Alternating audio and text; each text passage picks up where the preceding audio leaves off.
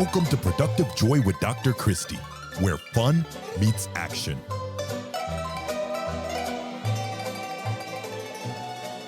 Hi, friends. Welcome to Productive Joy. We have another fabulous guest with us today, and I am so excited to introduce you to my new friend, Lenka, calling all the way from London.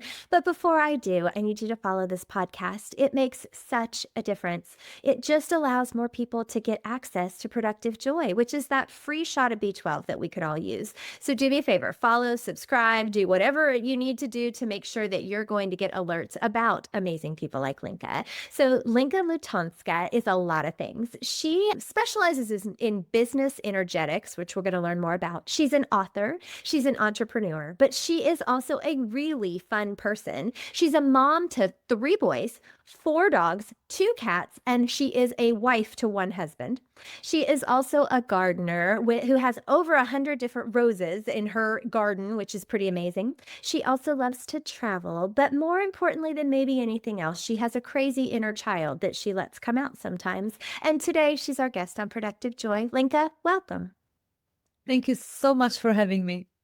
Yeah, this is going to be really, really fun. And the reality is we need to capture our humans and get them to want to keep listening. So what would you say to them in like 30 seconds or less that would make them go, yes, this is the best episode ever? Oh, we're going to shift the way you look at leadership, wealth, success, and business. How about that? All 4? Okay, let's do it. So let's jump right in and start at the beginning. So you did not start here. You started somewhere else. You can go as far back as baby Lenka if you want to, or you can start in midway. But what has led you to this space that you're in now where you're really helping leaders figure out how to do it better and be rock stars? Yeah. Yes, and through business energetics. Well, I'm a determined chick, like you, like probably every single listener here. And I'll take the starting point for this episode.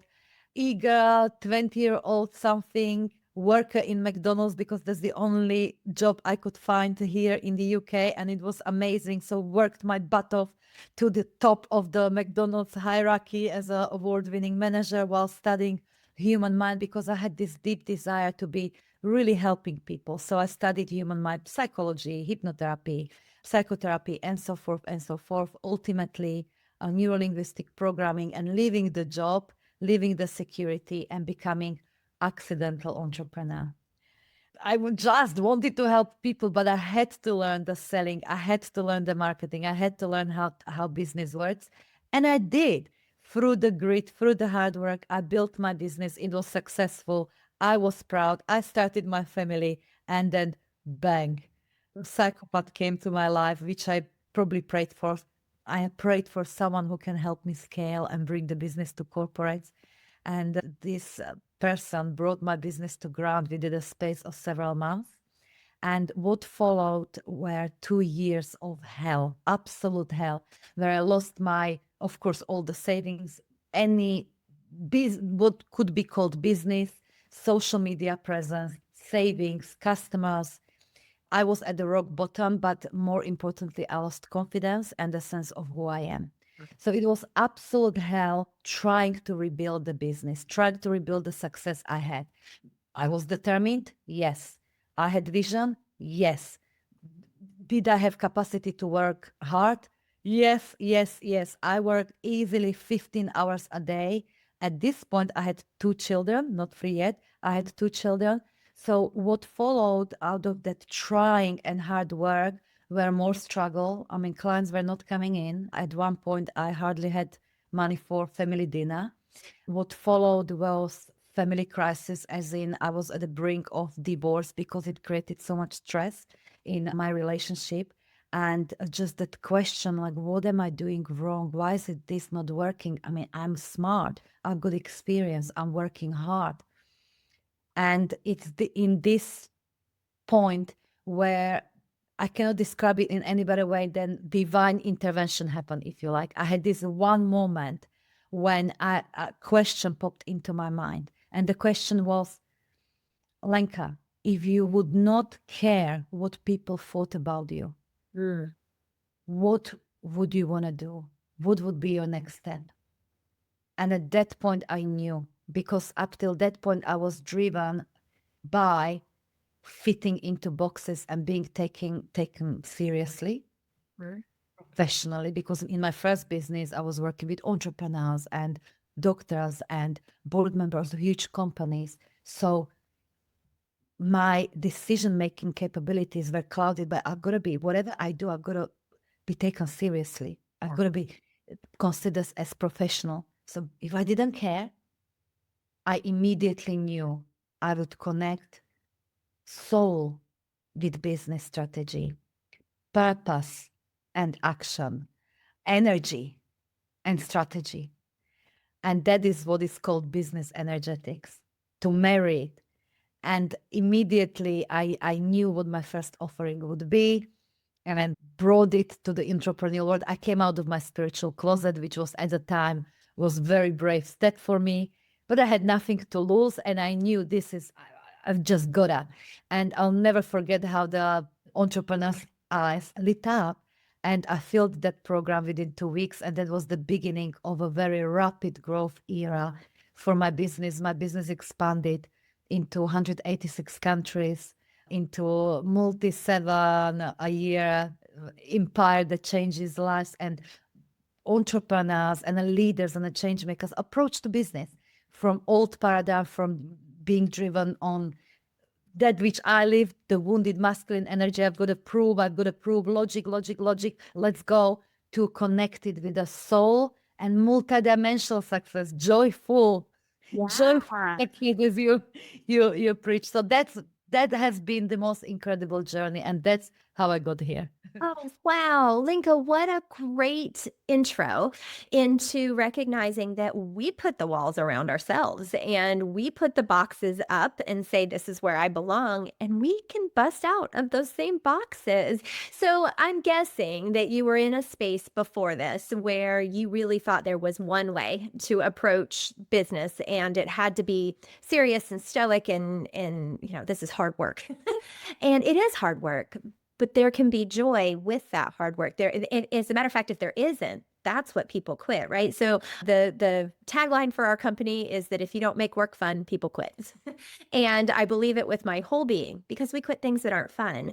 But you have to define fun, right? Like you have to be very thoughtful about what is fun to me is not necessarily fun to someone else, but it's bringing your whole self to the table and being multidimensional. I can tell you are very multidimensional. So what was that like? Like the first time you said, okay, this entrepreneur's eyes lit up. What was the connection that made that person go, yeah, I want what she has and I'm going to share it with everybody else? What do you think that was? Well, that was it. It was that permission to make our business, our leadership, that which we want, a creative outlet for our soul, for our fullness. That is, I believe, what it's meant to be. Whether we're leaders in the big corporations or we are building our own businesses, there's nothing better than business being an outlet of our creative self, of our soul. And when we allow ourselves to make it extension of our soul and become completely authentic, bring our full self, not just the little parts, and compartmentalize, this is me at work and this is me at home, and I've got to, make time, work-life balance. But where we bring ourselves to everywhere, then everything changes. Everything changes. I heard somebody actually just recently, she will be the next guest on the podcast, say that it's not about work-life balance, it's about work-life harmony. And I really appreciated that phrase. I think what we need to do more of is create that harmony and recognize that when we're hiding parts of ourselves, those parts start to die a little. And it's a lot like wearing a mask. And when we wear a mask, we're suffocating. So we have to take off the mask. We have to be who we are. And so here's my follow-up question to that, because as someone who is a self-defined bold flavor, right? Like I know I'm a lot and I know I come in fast and hard, and here I am, because I, for a long time, held that back and realized that I was doing everyone a disservice in that space. They need all of me, and I need to be all of me so that they can be all of them, right? We are giving people permission to show up authentically. But How do you cope with the fact that you're not everybody's cup of tea since we're in London, right? I know it's okay to not be everybody's cup of tea, but I really want people to like me. So, what do you do when you are faced with the fact that somebody says, yeah, nope, you're not it? Well, the life or business taught me already, but ultimately it comes down to this. It's who am I allowing to run the show here? My little Lenka, the inner child that always will be there, that deserves powerful parenting or self-parenting from me, acknowledges the acknowledgement, but I will not let her to run the show, because if I let her to run the business, then it's not going to go far. The little me would want to be liked and make decisions based on that, which cannot be in alignment with the full impact, full authenticity, and so forth. So the way I see it now, whereas, okay, I have that need to be liked, so I give that to myself. We all have that. So I give that to myself, that I learn to like myself more and more, and I give myself that time, and more I like myself, more the world will reflect that. But I'm not here to please and to be liked by everyone. I'm here to make an impact. I let the queen in me, if you like, the grown-up me, to run the business. We have that as well. So yes. Oh, that paints such a powerful image, and I think that every listener right now can relate to that. Can relate to the little Linka or little Christie, the one that is not fully grown, not fully confident in herself, not ready to take the bull by the horns, if you will, and instead let the grown version, the queen, love it, to be in charge. I'm going to guess that took you some time to figure out, and, having your business bottom out and then having to rebuild, I'm sure was the space where you said, yeah, we're going to do it differently this time. Were there particular people who supported you in that journey and allowed you to have that confidence? Because I know it has to come from within, but it also comes from those you surround yourself with. Definitely. I hired mentors, coaches. I put myself in an environment where people believed in me, because it helps so much. Environment feeds us and we feed environment. But first and foremost, I had one of those, again, really defining moments where I was actually coming back home from one of those networking events during the 2-week period when I was trying so hard, and I was wearing a mask. I was presenting to others, I'm this successful coach and I can help you with XYZ, just come and work with me. And when I left, I cried because nobody wanted to work with me and I felt like a fraud. I was wearing that mask, and I was asking myself, my goodness, what is it? Is it something wrong with me? Is it, I mean, if I would make it successful, I probably would make it successful by now. Is there something wrong with me? Maybe I'm not meant to be this successful. Maybe I need to settle or be reasonable or whatever it might be. And I literally heard this voice, I don't know, or felt the voice within me. Lenka, I would not give you this desire if you were not meant to live it. And I believe that that day in that car, I felt it viscerally and in every cell. From the day, I simply made one very, very strong decision, and is that I will believe in that vision of mine, in the desire of my heart, and the vision what I desire to create in the world. I'm going to believe it more than what I see right now. All that, all that rejection, all that people don't like me, and so forth. So therefore, I feel like I devoted myself to that vision and to that identity of self that lives that vision. That me, and therefore, yes, I had plenty of critique. Of course I did. Through that critique and naysaying, and I had even big publicity pieces in my home country, out of all places, that were literally trying to bring me down. So initially, one of those happened and I cried because some of the insults didn't touch me, because I knew who I am. So the boundaries were strong. Those that touched me, that hurt me, taught me, aha, there's a vulnerable point here. There's a point where I can strengthen myself. So, like, for instance, about my accent or about my language. So I learned through that to actually like myself more, like my language more, define my boundaries more. So yes, there was plenty of that along the way, but ultimately it's the version of me that lead that vision, that higher version of life and business and leadership that held me and is holding me. That is beautiful. So, have you ever seen the movie Dirty Dancing? Yes. Okay. So, you know, in Dirty Dancing, when Patrick Swayze and Jennifer Grey are learning to dance, and he says, "This is my dance space. This is your dance space. Let's cha cha." That's the mental image that just came to me. Now, this comes from Amy Kemp's book, I See You, but she talks about the dance space and the fact that we set the boundaries and we determine who comes in to those boundaries and who doesn't, and how we dance together. It doesn't mean that you are compromising who you are. It means that you're learning to move with the world and recognize that this is what I'll allow and this is what I won't. And what I just heard you say that I want everyone who's listening to latch on to is you get to determine your boundaries. And when something penetrates those boundaries, you need to go, hold on.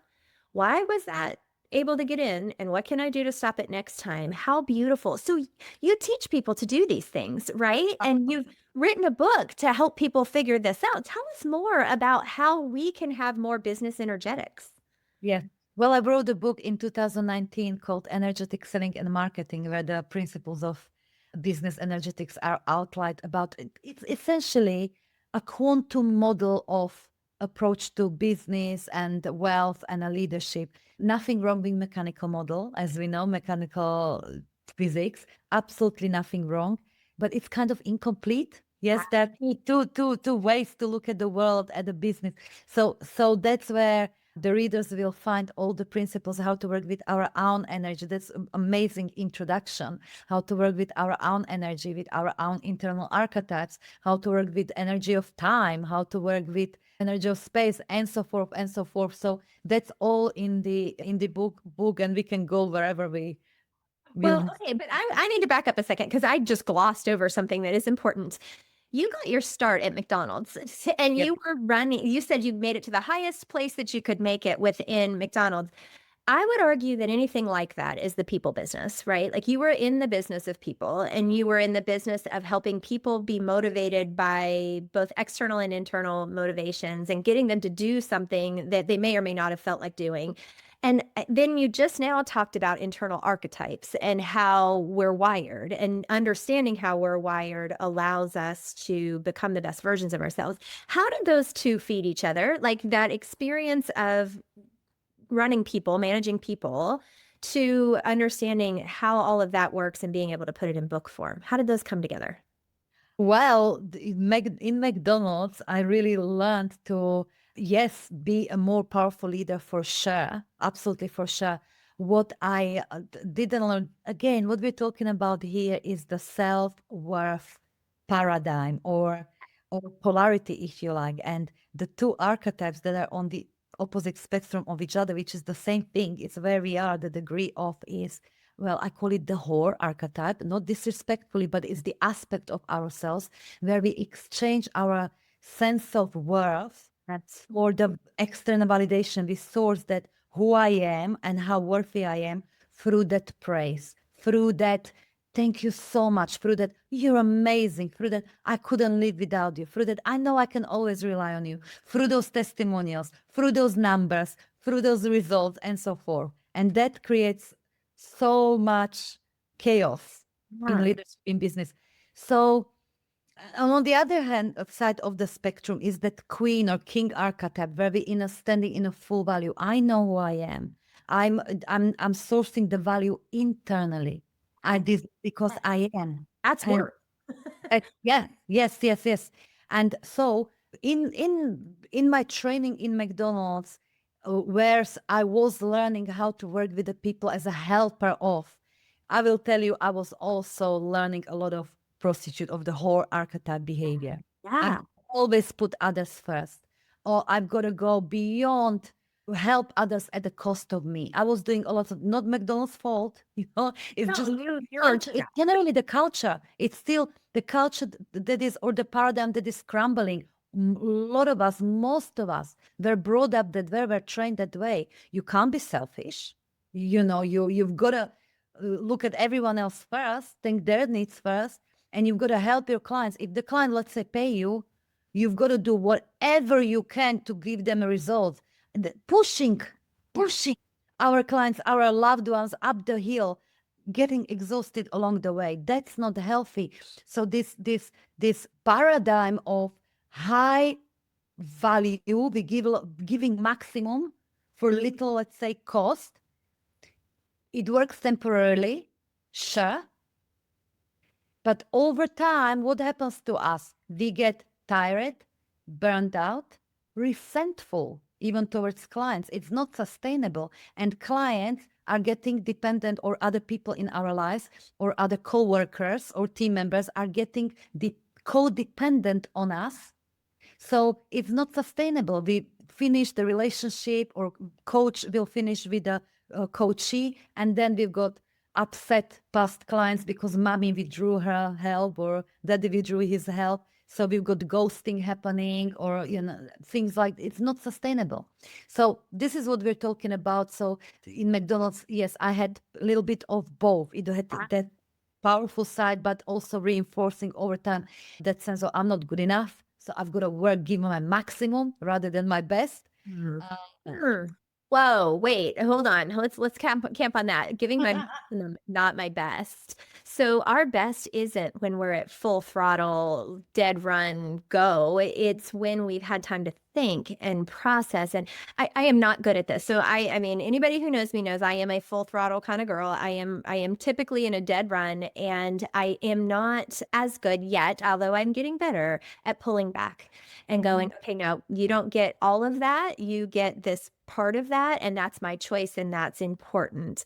I think what you're doing is you're pulling that out of people, and you're helping them understand the difference between confidence and worth, right? Because that whore might be really confident in all the things because she's being told all the good things that she's doing, but the queen says, no, I am all of those things, and I am bringing that to the table. What a beautiful just realization you're helping people with. It's game changing. It's the path I have been on also, the path of people pleaser and a good girl. Yeah. Well, to a queen. It's not, none of us, or not most of us, it's not natural to us. We were not brought up to be kings and queens. It's game changing, not just for ourselves, but for our kids, for our families, for our clients, for the world. Because suddenly when I say, hold on, I'm not going to push you up the hill. Yeah. I'm not going to do it at my sacrifice. I'm going to stand on that hill proud and give you the tools, give you what you need to make your own way up. And I know you can. Then suddenly we force those around us to go inside of themselves. It's harder for them, yes. Yeah. It's harder for them, but they tap into themselves to find their own resources. They make their way up. They change their lives, and it's sustainable. Yes. It's forever. It's not for just now. It's not reliant on you. So something else Amy Kemp said, so you two would be fast friends. I can assure you that. But she talked about how when we do something for one person, that's great and lovely and nice, but can you replicate it for 100 people? Because if you can't, then you need to create a different system, right? And that's what you just said. You just said, don't do for them, right? And as a parent, I know that is a difficult lesson to learn, particularly as adult children, because my kids are 24, recognizing that I cannot do it for them. And it is not my job to do it for them. And all I'm doing is enabling instead of empowering when I live in that space, right? Lenka, I think you and I would be fast friends, and I'm kind of sad that you are like a world away from me, because we would go have coffee and have a really, I don't drink coffee though, so maybe tea, because you are in London. Okay, but hold on. I haven't even asked you my favorite question yet, and it's really important that we hear the answer. So you understand the difference between that I'm, completely self-sacrificing to I am worth more, and you have built that into your business. You've built that into who you are and what you do. How would you describe productive joy? If you had to give that its very own definition, there are no wrong answers. How would you describe productive joy? Productive joy is when I am my full self, and that is creating a huge impact in the world. And that is in return feeding my own sense of aliveness and joy. To me, what it means in a nutshell, that means that productive joy to me is that I don't separate work and life, I simply am. And I grow my success at work by beingness. So, for instance, when I wake up in the morning, that productive joy as a queen is making myself first, my energy first, rather than going straight into reactive mode of world needs me, kids needs me, my team needs me. Taking even 10 minutes or longer, I take longer, but take 10 minutes for ourselves, staying in my own energy. So not going reactive, stay creative in my own energy. What do I choose to create today? Who do I choose to be today? What is calling me? So staying in our own energy. It means that if I feel like today is not the day to be 1,000,000% productive, but today is perhaps the day to get dirty hands in my garden, to do it, you know what, do it with my sense of freedom. Yes, I can do it, knowing that when I get those hands dirty and I'm deeply present in that gardening or in that whatever calls our hearts, in just being that presence then feeds, let's say, intuitive intelligence and productivity at work. The best ideas will drop in, the synchronicities will drop in. So it's this braiding of being in life, in business, and deepening the presence that changes everything, that creates more and more of that productive joy. I love that. I know. Oh, and I love the image of braiding, right? Like, so it's coming together more, multifaceted and recognizing what you need. I have a friend, her name is Shanda, and she is exceptional at this. She is exceptional at saying, not giving anything else of myself today. And I am learning so much from her. We are very opposite in personality, but we complement one another really beautifully. And I need more people like that in my life, right? The reminder of, Christy, you do not have to go hard all the time. Like, it is okay to back off. And so I'm really grateful for people like you, for people like Shanda, for people who do things differently than me and help me become the better version of myself, become that queen that I do desperately want to be. The other thing that you just did that I don't know that anybody else ever has, I always ask the question about what is productive joy. But the picture you painted was a positive feedback loop, right? So the more you create it, the more it happens, the more it happens, the more you create it. And it's this beautiful cycle that we get to continue and perpetuate. How special. You are special. This you've got some stuff to share with the world. No wonder you're in 186 countries. So how would somebody find you, Lenka, if somebody's listening right now and going, holy cow, do I need this woman in my world? How would they find you? Thank you so much. Well, businessenergetics.com or lenkalutonska.com are the websites. And on YouTube, I share plenty of business energetics wisdom, plenty. And I have a book, Energetic Selling and Marketing. So, and another book is coming up. It's being written right now. Tell us about the other book. Older sister. It's going to be called Business Energetics, and it's going to be simply older sister, wiser sister of Energetic Selling and Marketing, because Business Energetic Selling and Marketing, I wrote it in 2019. And even since then, a lot has come through, a lot of experiences and wisdom has come through that wants to be put into another book. So Oh, I'm so glad you're willing to share. And I'm so glad that you recognize that what you have is what others need. And I'm glad that that failed business situation didn't break your spirit, that it didn't stop you and brought you to this point, which was so much better and bigger than you probably ever imagined it could be. And for somebody who is an entrepreneur who is trying to figure out what she wants to be when she grows up, I needed to hear this today. And I know that there are other people listening who absolutely needed to hear it as well. So thank you for sharing and being who you are. with all my heart and a huge pleasure. Thank you so much. Okay, I have a couple rapid fire questions before we go. Are you willing to answer them? Absolutely. Okay, so first question, what is your definition of fun? Dancing, laughing. Yes. You know what? And I love the answer, and I love the joy that came to your face when you answered that. So I would love to see you dance sometime, maybe one day. Okay. How do you know that you are showing up as your authentic self? It's undescribable feeling in the body of presence, joy, and peace all at the same time. Presence, joy, and peace all at the same time. Beautiful. Perfect. How do you channel your best self on your worst days? My worst days, I just ask to be hugged by whoever wants to come through. Give me the hug. But generally speaking, I keep asking this question: what would my best self choose here? How would I choose to show up or make decision? I keep asking that self for the guidance. Wow, I hope people are taking notes because there are just a lot of things that you have said that's powerful. That being one of them. What would my best self do here? Right? I'm not feeling it, but I know that she's in there somewhere and I need to tap into her and respond accordingly. She is in the energy of the heart desire, real, authentic heart desire. So, a desire that you possibly haven't allowed yourself even go there yet. Well, right, because we're on this end of the continuum and we think that we just have to do and be. And as long as somebody says I'm doing a good job, I must be doing a good job and not, I know I'm doing a good job.